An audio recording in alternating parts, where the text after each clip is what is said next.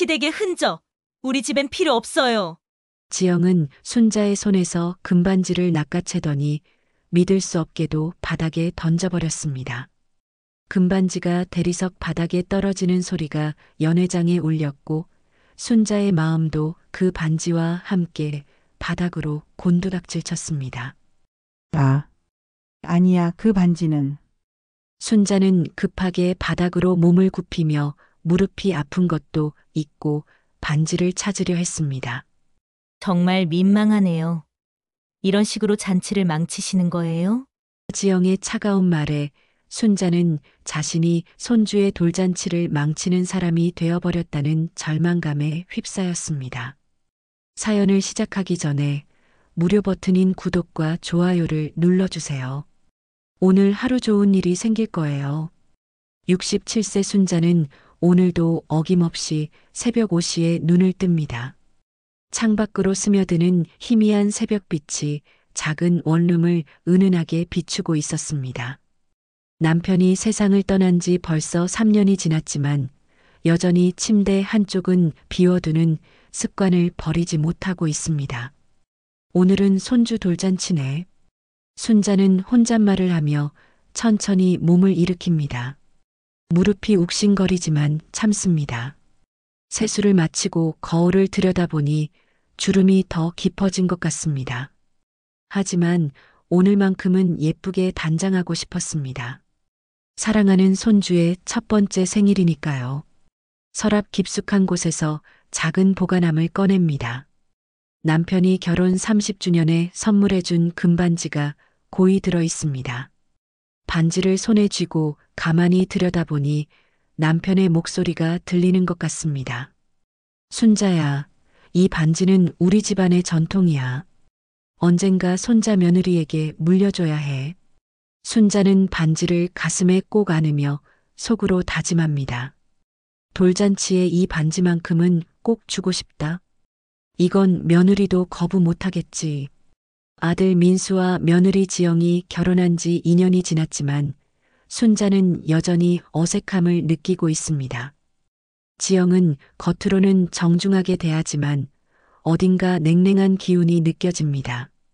특히 손주가 태어난 후로는 더욱 거리감이 생긴 것 같습니다. 시댁은 손님 취급이야. 지영이 친정 어머니와 나눈 전화 통화를 우연히 들은 적이 있습니다. 그때 순자의 가슴은 꽁꽁 얼어붙었습니다. 자신이 키운 아들의 집에서 손님 취급을 받는다니. 하지만 아들과 손주를 위해서라면 참을 수 있었습니다. 옷장에서 가장 좋은 한복을 꺼냅니다. 남편 장례식 때 입었던 검은 한복 말고 우아하고 고급스러운 하늘색 한복입니다. 거울 앞에서 옷매무새를 가다듬으며 순자는 작은 미소를 짓습니다. 오늘은 우리 강이 주인공인 날이니까 할머니도 예쁘게 차려입어야지. 강희는 손주의 이름입니다. 민수가 지을 때부터 순자가 참여했던 유일한 일이었습니다. 강물처럼 맑고 깊은 아이로 자라라는 뜻이었습니다. 반지를 한복 저고리 주머니에 소중히 넣고 순자는 집을 나섭니다. 지하철을 타고 1시간 반을 가야 하는 길입니다. 예전에는 아들이 차로 데리러 왔지만 지영이 시어머님이 직접 오시는 게 어떨까요라고 한 뒤로는 혼자 다니고 있습니다. 지하철 안에서 순자는 다른 할머니들의 대화를 들으며 부러워합니다. 우리 며느리가 참 잘해. 손주 키우느라 매일 와달라고 해 같은 이야기들이 귓가를 맴돕니다. 호텔에 도착하니 벌써 많은 사람들이 모여 있습니다. 화려하게 장식된 연회장이 눈에 들어옵니다. 순자는 잠깐 주춤합니다. 이렇게 큰 잔치를 해도 되나? 경제적으로 여유롭지 않은 아들 부부인데 이런 호화로운 잔치가 부담스럽습니다. 지영이 다가와 형식적으로 인사합니다. 어머님 오셨네요. 저쪽 구석 테이블이 어머님 자리예요. 구석 테이블. 순자의 마음이 조금 무거워집니다. 하지만 오늘은 참기로 합니다. 귀한 우리 손주가 많은 사람들에게 축하받는 날이니까요. 호텔 연회장은 화려한 꽃 장식과 반짝이는 조명으로 가득했습니다. 순자는 구석 테이블에 앉아 주변을 둘러보며 감탄했습니다.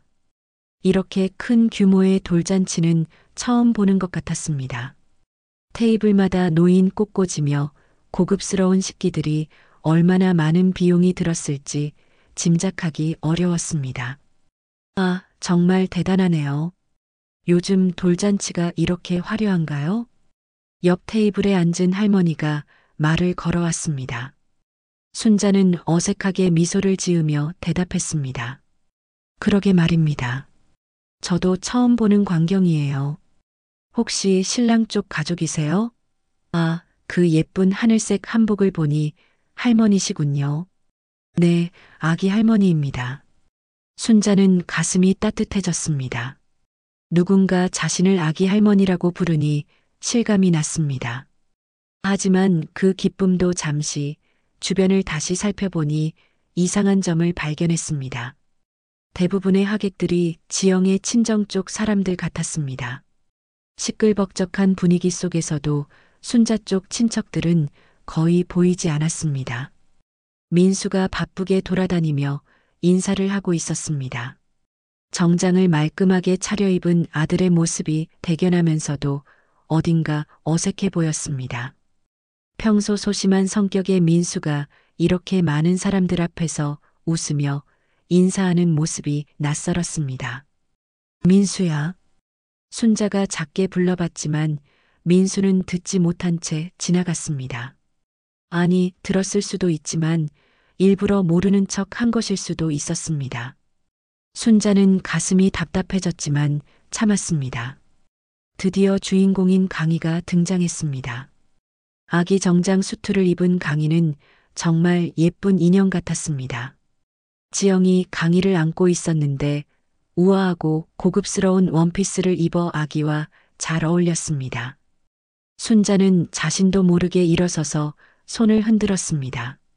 강아, 할머니 여기 있어. 하지만 강희는 순자 쪽을 보지 않았습니다.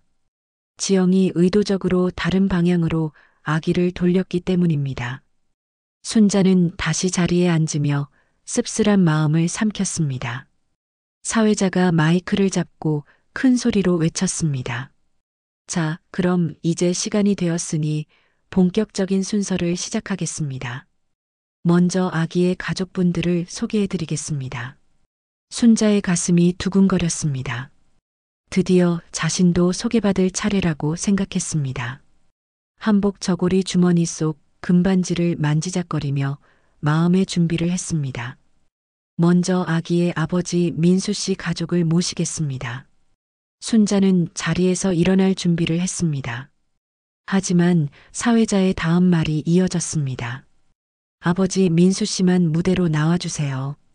민수 혼자만 무대에 올라갔습니다. 박수 소리가 연회장을 가득 채웠지만 순자의 마음은 공허했습니다. 자신은 왜 불리지 않는 걸까요? 이어서 아기의 어머니이신 지영 씨 가족을 모시겠습니다. 이번에는 분위기가 완전히 달라졌습니다. 사회자의 목소리도 한층 밝아졌고 연회장의 조명도 더 화려해졌습니다. 자, 이제 아이의 친지 가족분들을 모시겠습니다.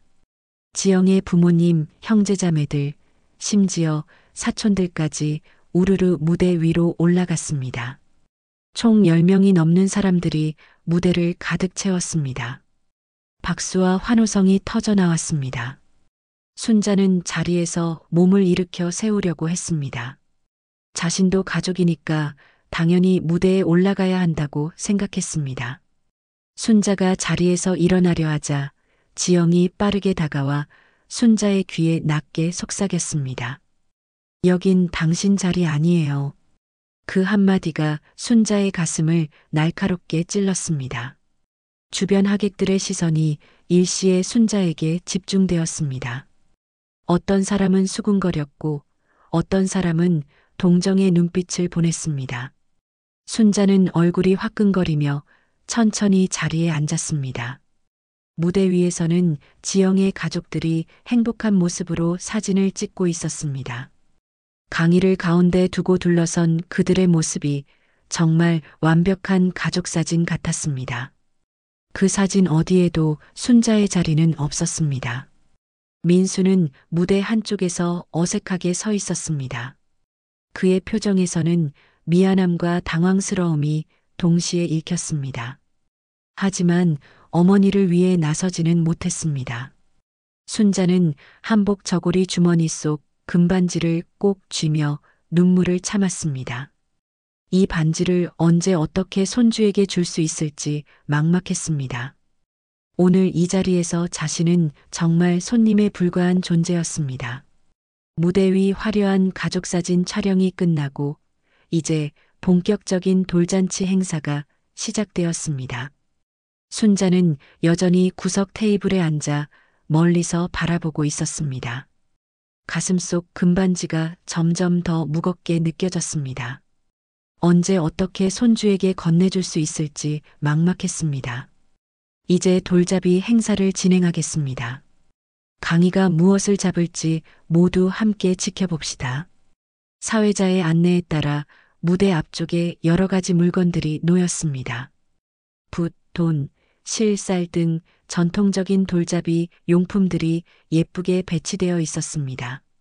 지영이 강희를 바닥에 내려놓자 아기는 호기심 가득한 눈으로 주변을 둘러보았습니다.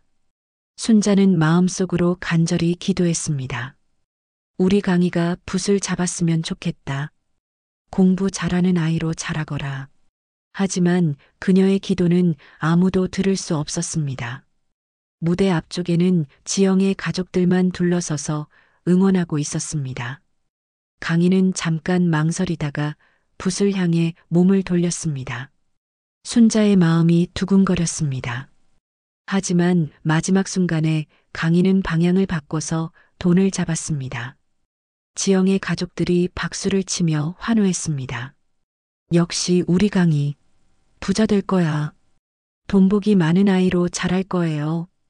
순자는 조금 아쉬웠지만 그래도 미소를 지었습니다.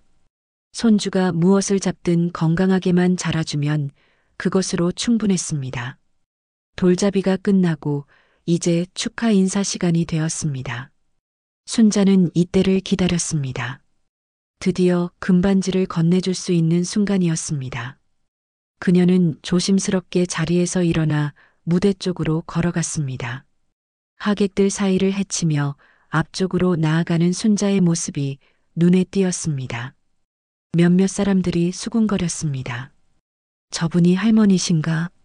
아까 소개할 때 안 나오셨는데? 순자는 그런 시선들을 느끼면서도 계속 앞으로 나아갔습니다. 지영이 강희를 안고 하객들과 인사하고 있었습니다. 순자가 다가가자 지영의 표정이 순간 굳어졌습니다. 강아, 할머니 왔어. 순자는 따뜻한 미소를 지으며 손주에게 다가갔습니다. 한복 저고리 주머니에서 조심스럽게 금반지를 꺼냈습니다. 남편이 결혼 30주년에 선물해준 그들 가족의 소중한 유산이었습니다. 우리 강희 돌 축하해. 할머니가 특별한 선물을 준비했어. 순자는 금반지를 강희의 작은 손가락에 끼워주려 했습니다. 반지가 아기에게는 너무 컸지만 목걸이로 만들어서라도 간직했으면 하는 마음이었습니다. 이것은 단순한 장신구가 아니라 할머니의 사랑과 가족의 전통이 담긴 의미 있는 선물이었습니다. 하지만 바로 그 순간 지영의 손이 번개처럼 움직였습니다. 그녀는 순자의 손에서 금반지를 낚아채듯 빼앗았습니다. 갑작스러운 행동에 순자는 당황했습니다. 뭐 하시는 거예요? 시댁의 흔적, 우리 집엔 필요 없어요. 지영의 목소리는 차갑고 단호했습니다. 그녀는 금반지를 보더니 마치 더러운 것이라도 만진 듯 얼굴을 찌푸렸습니다. 그리고는 믿을 수 없는 행동을 했습니다. 반지를 바닥에 던져버린 것입니다. 금반지가 대리석 바닥에 떨어지는 소리가 연회장에 울렸습니다. 반지는 대굴대굴 굴러가더니 테이블 아래쪽으로 사라졌습니다. 순자의 마음도 그 반지와 함께 바닥으로 곤두박질 쳤습니다. 아, 아니야. 그 반지는. 순자는 급하게 바닥으로 몸을 굽혔습니다. 무릎이 아픈 것도 있고 바닥을 더듬며 반지를 찾으려 했습니다. 그 모습이 얼마나 초라했는지 주변 하객들이 모두 지켜보고 있다는 것도 잊은 채였습니다.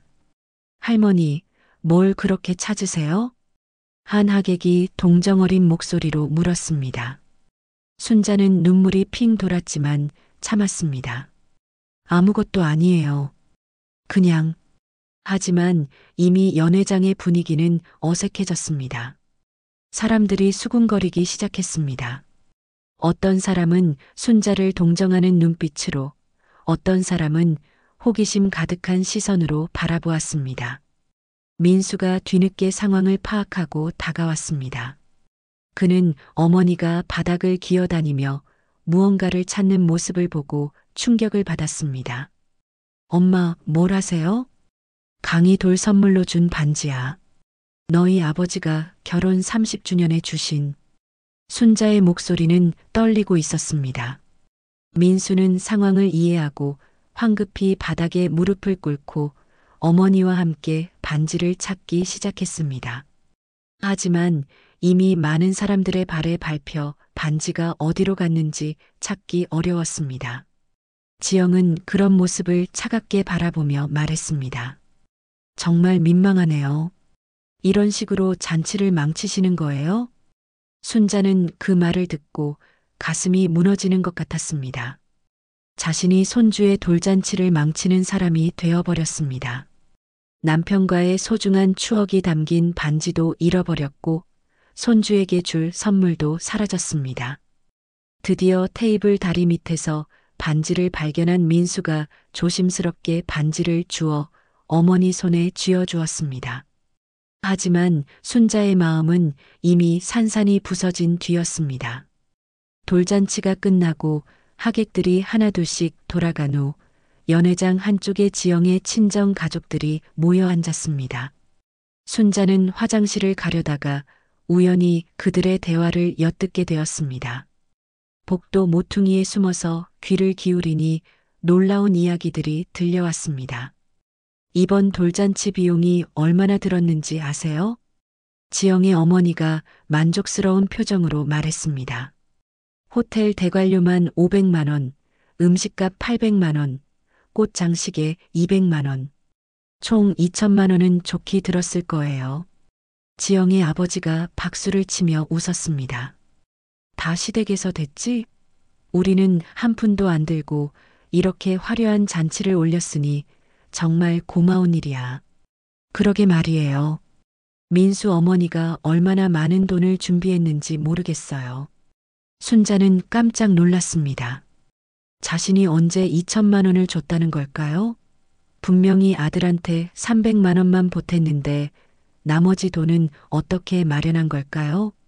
지영이 강희를 무릎에 앉히며 말했습니다. 사실 말이에요. 시어머니 명의로 대출을 받았거든요.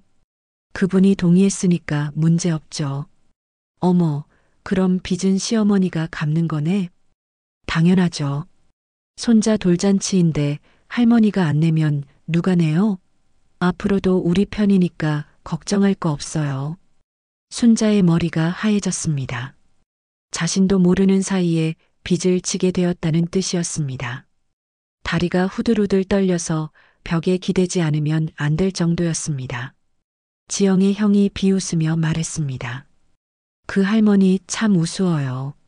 아까 반지 바닥에 떨어뜨렸을 때 그 표정 봤어요? 정말 한심하더라고. 맞아요.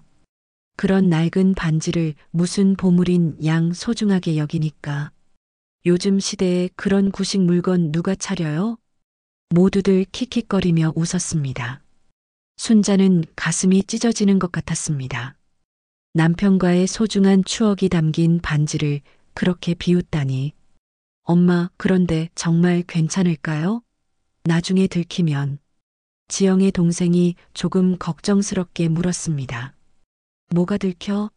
이미 다 끝난 일이야. 게다가 그 할머니가 뭘 할 수 있겠어? 민수는 완전히 우리 편이고 지영의 어머니가 단호하게 말했습니다. 맞아요. 민수는 우리 딸만 바라봐요. 시어머니보다 아내가 더 소중한 거 당연하죠. 앞으로도 계속 이런 식으로 하면 돼요. 순자는 더 이상 들을 수가 없었습니다. 화장실로 몸을 피해 한참 동안 울었습니다. 돈 때문에 자신을 내친 거였구나.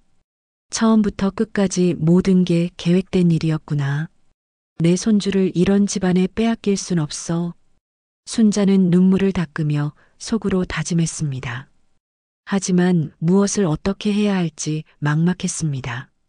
자신은 힘없는 노인일 뿐이고 아들은 이미 며느리 편에 서 있는 것 같았습니다. 집으로 돌아가는 지하철 안에서 순자는 깊은 생각에 잠겼습니다.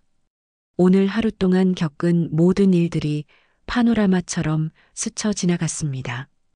구석 테이블에 혼자 앉아 있던 것, 가족 소개에서 제외된 것, 금반지를 던져버린 것, 그리고 마지막에 들은 충격적인 대화까지. 정말 내가 저 집안에서는 돈만 내는 호구였구나. 순자의 가슴이 미어졌습니다. 평생 정직하게 살아온 자신이 이런 취급을 받아야 하는지 이해할 수 없었습니다. 집에 도착해서 현관문을 열자 쓸쓸한 원룸이 순자를 맞이했습니다. 하늘색 한복을 벗고 거울을 보니 완전히 늙어 보이는 자신의 모습이 처량했습니다. 오늘 아침까지만 해도 손주 돌잔치가 그렇게 기다려졌는데 이제는 모든 것이 악몽 같았습니다.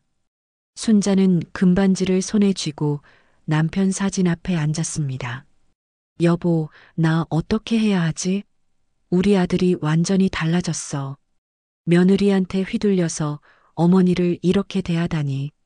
사진 속 남편은 여전히 따뜻하게 미소를 짓고 있었지만 아무 대답도 해주지 않았습니다. 며칠 후 순자의 집으로 등기우편이 하나 도착했습니다. 발신인을 보니 은행이었습니다. 불길한 예감이 들어 편지를 뜯어보니 역시나 대출 독촉장이었습니다. 대출금 1,800만 원의 연체로 인해 즉시 상환을 요구합니다. 순자는 편지를 보며 현실을 깨달았습니다. 정말로 자신 명의로 거액의 대출이 이루어져 있었던 것입니다. 돌잔치 비용뿐만 아니라 다른 용도로도 돈이 사용된 것 같았습니다. 전화벨이 울렸습니다. 민수에게서 온 전화였습니다.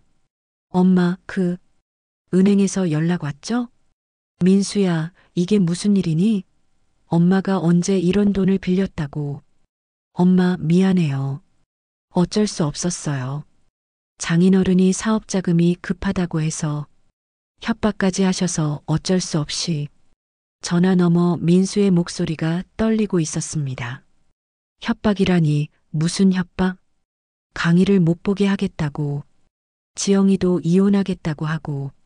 엄마, 정말 미안해요. 순자는 전화를 끊고 주저앉았습니다. 아들마저도 자신을 배신했다는 사실에 세상이 무너지는 것 같았습니다.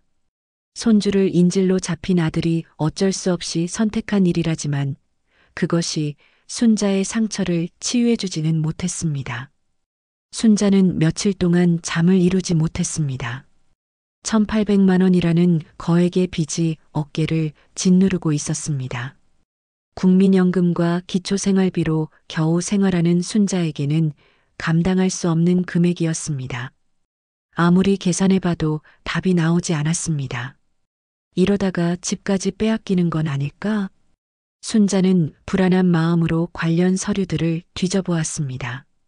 대출 서류를 자세히 살펴보니 담보가 자신의 전세금이었습니다.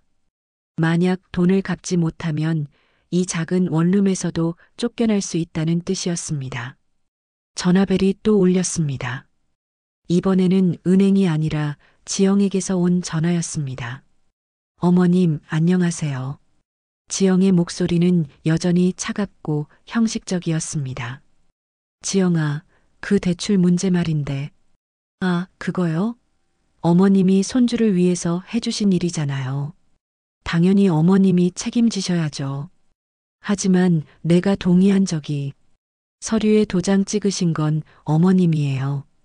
이제 와서 모른다고 하시면 곤란해요. 순자는 당황했습니다. 언제 그런 서류에 도장을 찍었는지 기억이 나지 않았습니다. 언제 내가 그런 서류에 돌잔치 준비할 때 민수가 가져갔던 서류 기억 안 나세요? 돌잔치 관련 서류라고 해서 찍어주셨잖아요.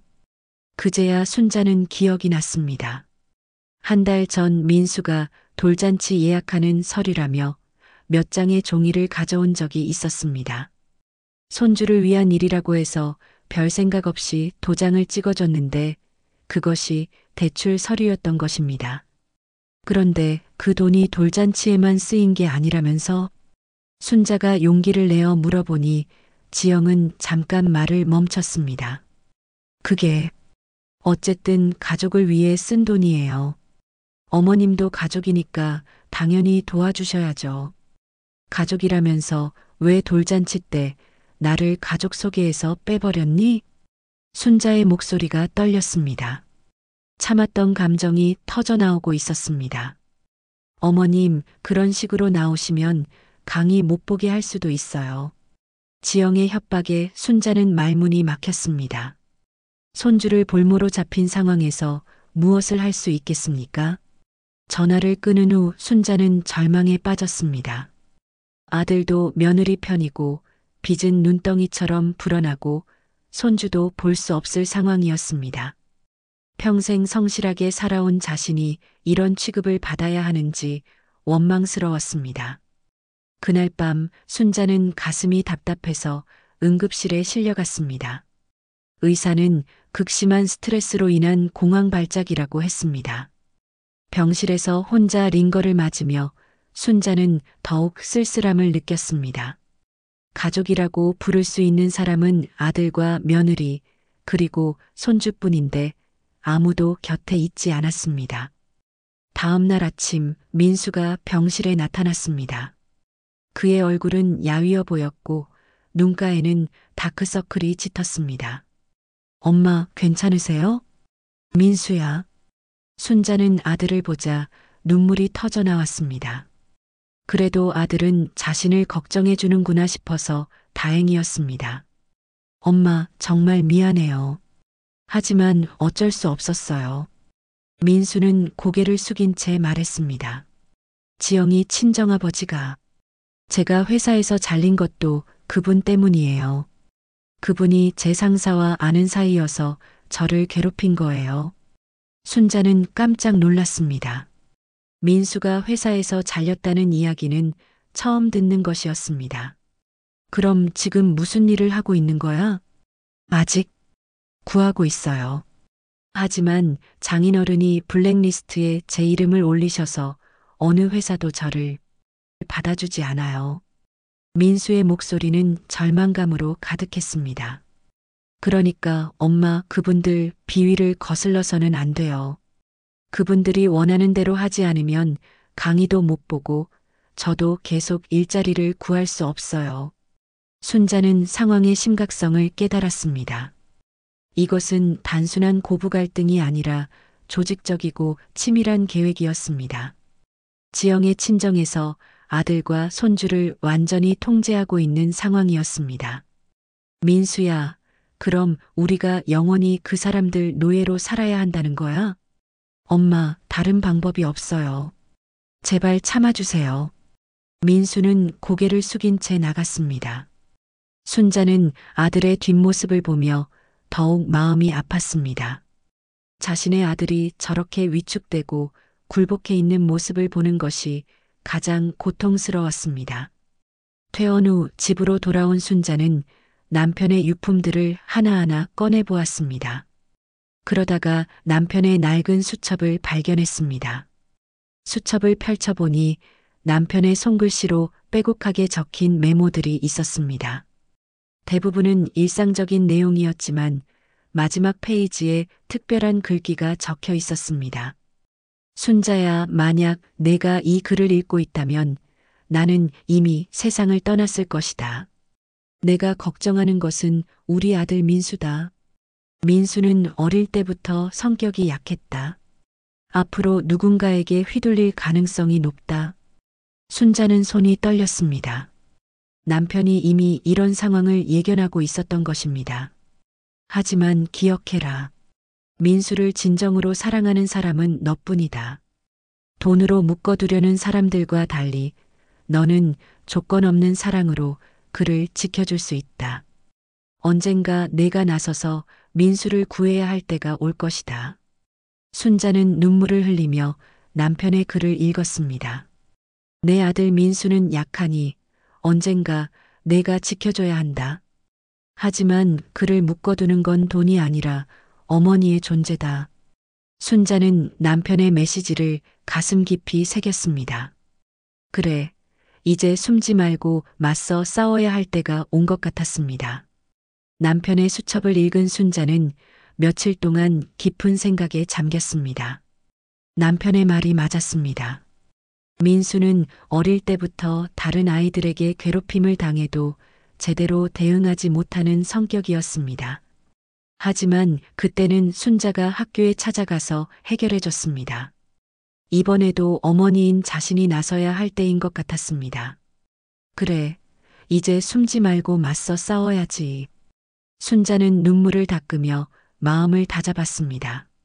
하지만 막상 무엇부터 해야 할지 막막했습니다. 상대방은 돈과 권력을 가진 사람들이고 자신은 힘없는 노인일 뿐이었습니다. 그때 문득 떠오른 것이 있었습니다. 남편이 생전에 자주 말했던 것이 있었습니다. 순자야, 세상에서 가장 강한 힘은 돈도 권력도 아니야. 바로 진실이야. 진실은 언젠가 반드시 밝혀지게 되어 있어. 순자는 용기를 내어 지영의 친정 상황을 알아보기 시작했습니다. 동네 부동산에 가서 은근슬쩍 물어보니 놀라운 사실을 알게 되었습니다. 지영의 아버지가 운영하는 사업체가 부실한 상태라는 것이었습니다. 그 사람 사업이 잘 안 되는 것 같던데요. 요즘 돈 빌리러 여기저기 다닌다는 소문이 있어요. 부동산 사장의 말을 들은 순자는 깜짝 놀랐습니다. 그럼 자신에게서 빼앗은 돈도 사업 실패를 메우기 위한 것이었을까요?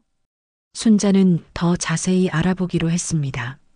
지영의 친정집 근처를 며칠 동안 지켜본 결과 정말로 여러 사람들이 찾아와서 소리를 지르며 돈을 달라고 하는 모습을 목격했습니다. 이제 진실을 알아야 할 때가 왔구나. 순자는 결심을 굳히고 법무사 사무소를 찾아갔습니다. 자신 명의로 나간 대출에 대해 정확한 법적 조언을 받고 싶었습니다. 법무사는 서류를 검토한 후 심각한 표정을 지었습니다. 할머니, 이거 사기입니다.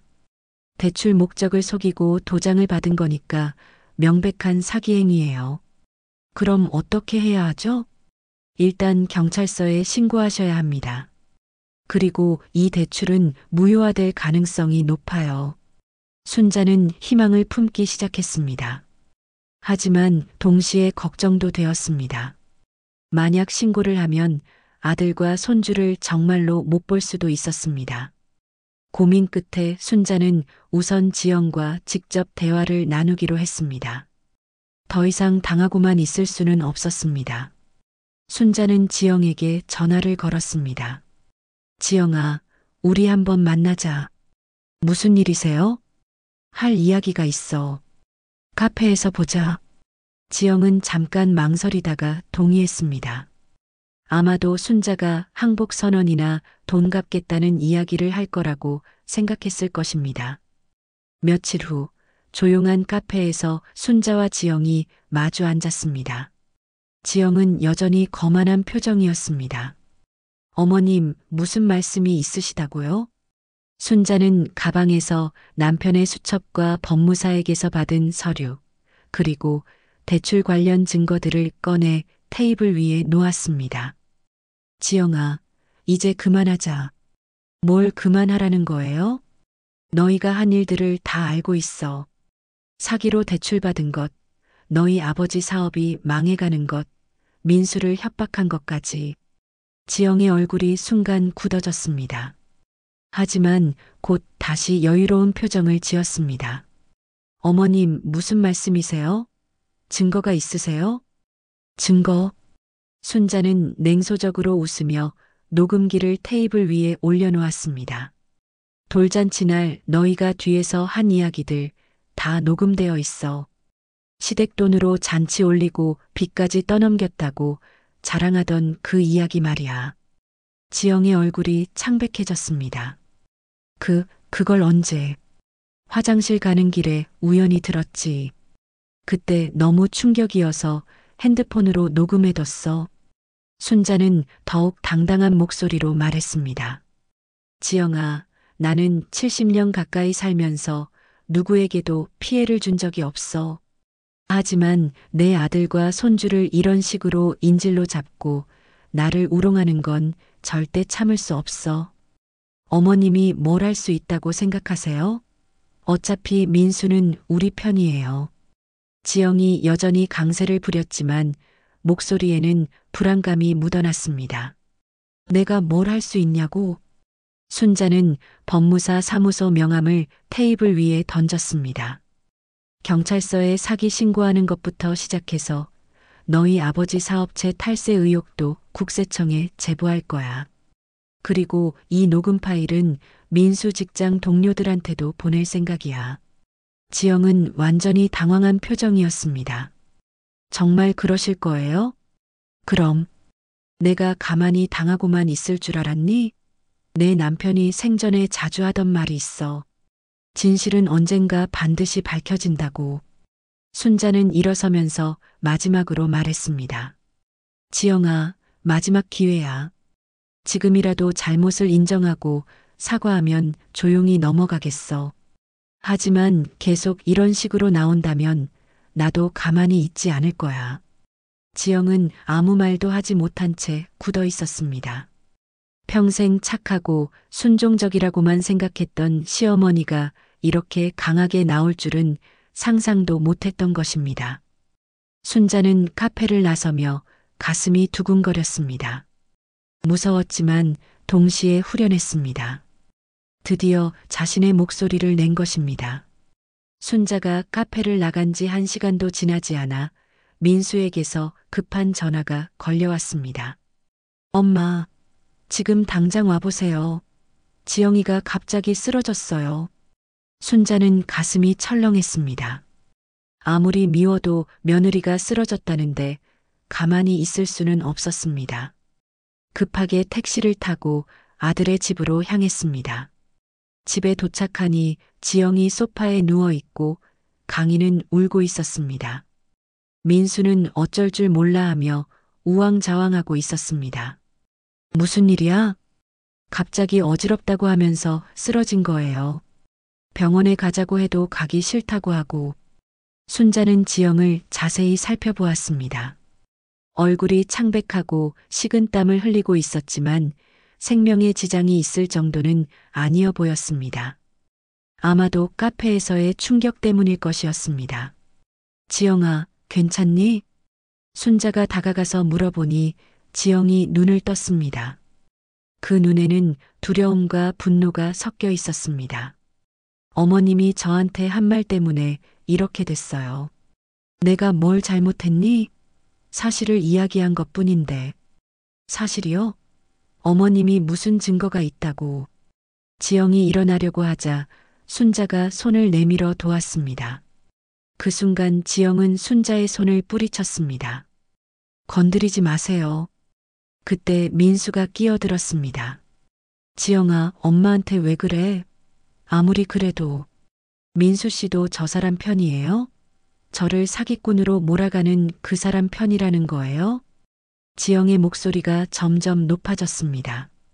강희가 엄마의 큰 소리에 더욱 울음을 터뜨렸습니다. 순자는 강희를 안아 달래려고 했지만 지영이 막았습니다. 강희 건드리지 마세요. 당신 같은 사람이 우리 아이 만지는 거 보기 싫어요.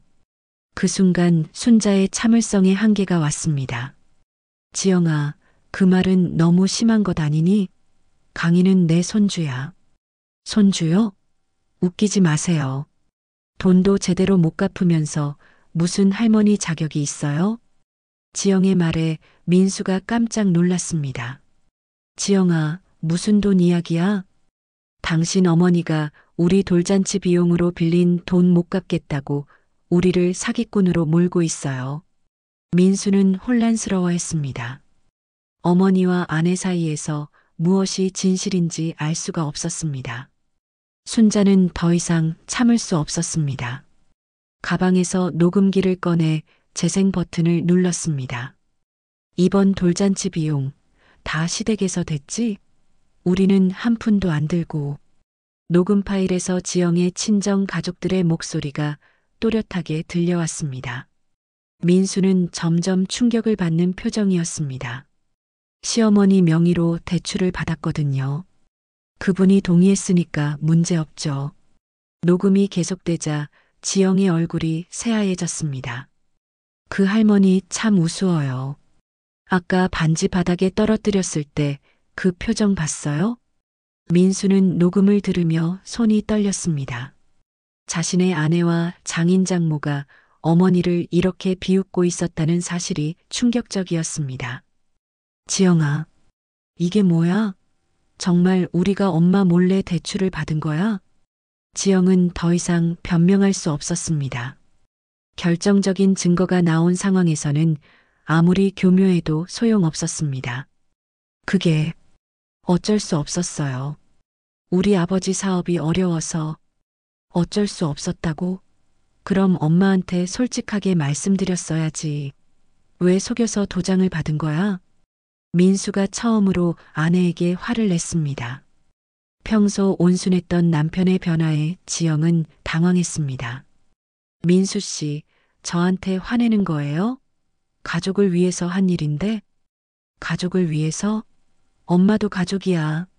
엄마를 속이고 빚을 떠넘기는 게 가족을 위한 일이야? 민수는 어머니 앞에 무릎을 꿇고 앉았습니다. 엄마, 정말 미안해요. 제가 너무 바보였어요. 제가 제대로 확인하지 않아서 엄마가 이런 고생을 하게 됐어요. 순자는 아들이 무릎 꿇는 모습을 보며 가슴이 아팠습니다. 민수야, 일어나. 내가 잘못한 게 아니야. 내가 너무 착해서 속은 거야. 아니에요, 엄마. 제가 남편이자 아들로서 제 역할을 못했어요. 민수는 눈물을 흘리며 계속 말했습니다. 이제 엄마 편에 설 거예요. 아버지가 남긴 건 빚이 아니라 가족이에요. 제가 그걸 잊고 살았어요. 지영은 남편의 변한 모습을 보며 절망했습니다.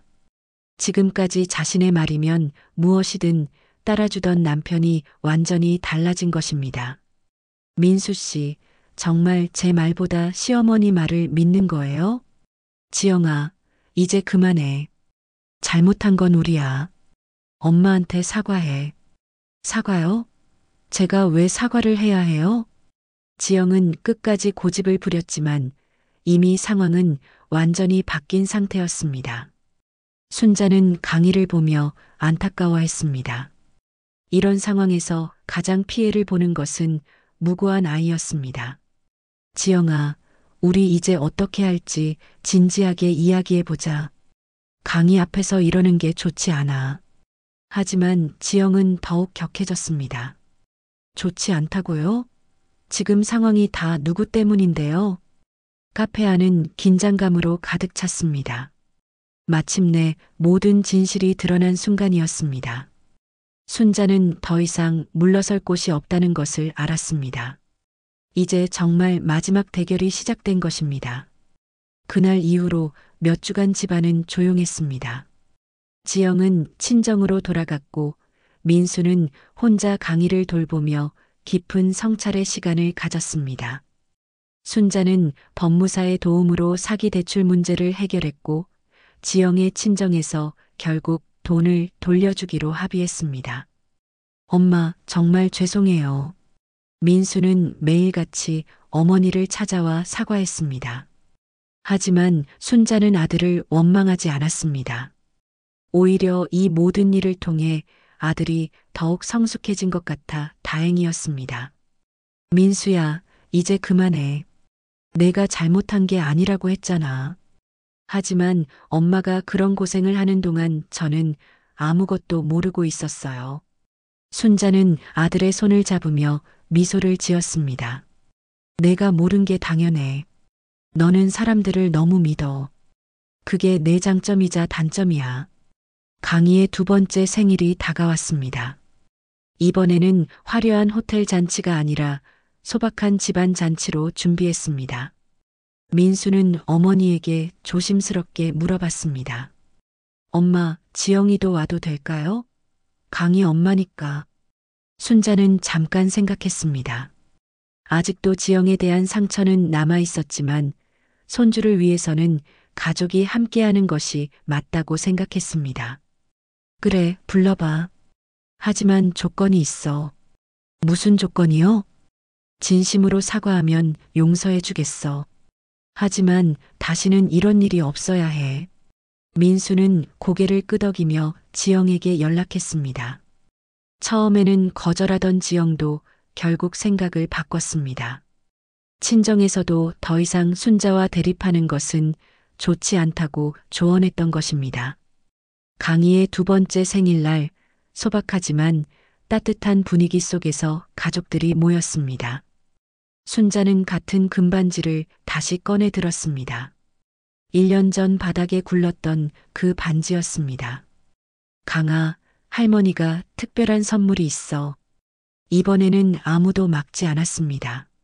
순자는 조심스럽게 손주의 목에 금반지를 목걸이로 만들어 걸어주었습니다. 이 반지는 할아버지가 할머니에게 주신 거야. 이제 강희 차례야. 강희는 반짝이는 반지를 신기하게 바라보며 웃었습니다. 그 모습을 보는 순자의 눈에는 눈물이 맺혔습니다. 1년 전에는 상상도 못했던 평화로운 순간이었습니다. 지영이 조용히 다가왔습니다.